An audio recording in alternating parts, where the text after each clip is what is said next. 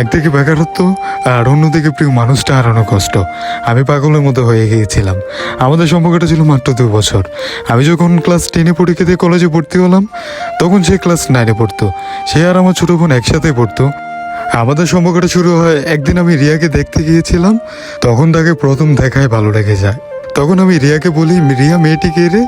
রিয়া তখন বলে, ভাইয়া ও তো আমার বেস্ট ফ্রেন্ড, ওর নাম লিমা, ও ওর বাবা আমার একমাত্র সন্তান। রিয়া তখন বলে, ভাইয়া কেন, কি হয়েছে? তখন আমি বললাম, কিছু না, এমনি। এটা বলে ওই দিন আমি বাসায় চলে আসলাম। তারপর থেকে প্রায় প্রতিদিনই আমি রিয়ার কাছে তার কথা জিজ্ঞেস করতাম। ঠিক কিছুদিন পর একটা নাম্বার থেকে মেসেজ আসে, কেমন আছেন? আমি তখন বললাম, কে, ঠিক চিনতে পারলাম না। তখন সে আমাকে বলে যে আমি রিয়ার বেস্ট ফ্রেন্ড, আমার নাম লিমা। তখন আমি বিশ্বাসই করতে পারছিলাম না যে সে আমাকে মেসেজ দিয়েছে। যখন আমি তাকে বলি আমার নাম্বার কোথায় পেয়েছেন, তখন সে আমাকে বলে, আমি রিয়ার ফোন থেকে লুকিয়ে আপনার নাম্বারটা নেই। ওই দিন আপনি আমাদের স্কুলে আসার পর থেকে রিয়া আমাকে প্রায় প্রতিদিনই বলে, আপনি নাকি আমার কথা জিজ্ঞেস করেন। আপনার আমার প্রতি এত ভালোবাসা দেখে আমি ইমপ্রেস হয়ে যাই। এভাবেই ঠিক প্রতিদিনই আমরা কথা বলতাম। আমাদের সম্পর্কে ঠিক 20 দিন পর আমরা দেখা করলাম। সেই দিনের কথাগুলো আমি কখনোই বলতে পারবো না। ওই দিন সে আমার হাত ধরে বলে, দেখো আমি তোমাকে অনেক ভালোবাসি, আমি তোমাকে কখনোই হারাতে পারবো না। আমাদের সম্পর্কের মধ্যে যত কিছুই হয়ে যাক না কেন, তুমি আমাকে কখনো ছেড়ে যেও না। আর যদি তুমি আমাকে ছেড়ে চলে যাও, তাহলে তোমার সাথে কাটানো ওই দিনই আমার শেষ দিন। তখন তার এমন পাগলামি দেখে আমি ভেবেছিলাম হয়তো পৃথিবীর সবচেয়ে সুখী মানুষটাই আমি। কিন্তু এই সুখ খুব বেশি দিন আমার জীবনে থাকে না। আমাদের সম্পর্কের ঠিক 1 বছর 8 মাস পর সে কেমন জানি বদলে যেতে শুরু করলো। যখন আমি কল বা মেসেজ দিতাম, তখন সে খুব বিরক্ত হয়ে আমার মেসেজে রিপ্লাই করতো।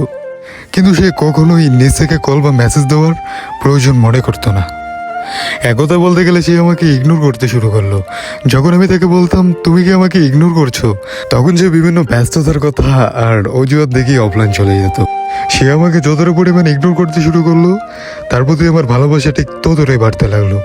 ওই যে সম্পর্ক যত পুরনো হয়, প্রিয় মানুষটার গুরুত্ব ঠিক ততটাই কমে যায়।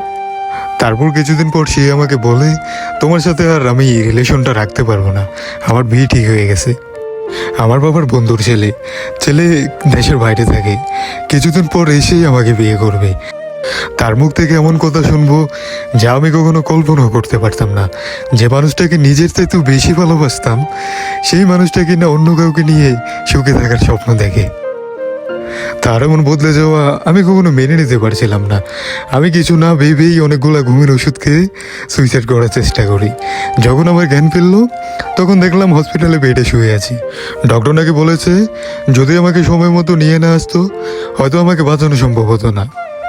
তখন সবাই আমাকে জিজ্ঞেস করেছে কেন এসব করেছি। যখন আমি তার কথা বলি, রিয়া আমাকে সাথে সাথে বলে, ভাইয়া ও তো রিলেশনে আছে। ছেলেটা আমাদের স্কুলেরই বড় ভাই, ওদের সম্পর্ক আজকে 6 মাস। কিছুদিন আগে শুনলাম ওরা নাকি বিয়েও করবে। হায়রে শোকের নারী, খুব ভালোবাসতাম তো, তাই হয়তো এইভাবে ঠকিয়েছ। ওই দিনের পর থেকে তার সাথে কথা বা যোগাযোগ কিছুই করার চেষ্টা করিনি। সব জায়গায় তাকে আমি ব্লক করে দিই। ভালোবাসা সুন্দর যদি প্রিয় মানুষগুলো সঠিক থাকে। যে নারী সারা জীবন পাশে থাকার প্রতিশ্রুতি দিয়ে অন্য পুরুষের হাত ধরে, আর যাই হোক, সে আপনাকে কখনো ভালোবাসতে পারে না। যে মানুষগুলোকে আমাদের জীবনে সবচেয়ে বেশি ইম্পর্টেন্ট মনে করি, একদিন সেই মানুষগুলাই আমাদেরকে ঠকিয়ে আমাদের জীবন থেকে চলে যায়।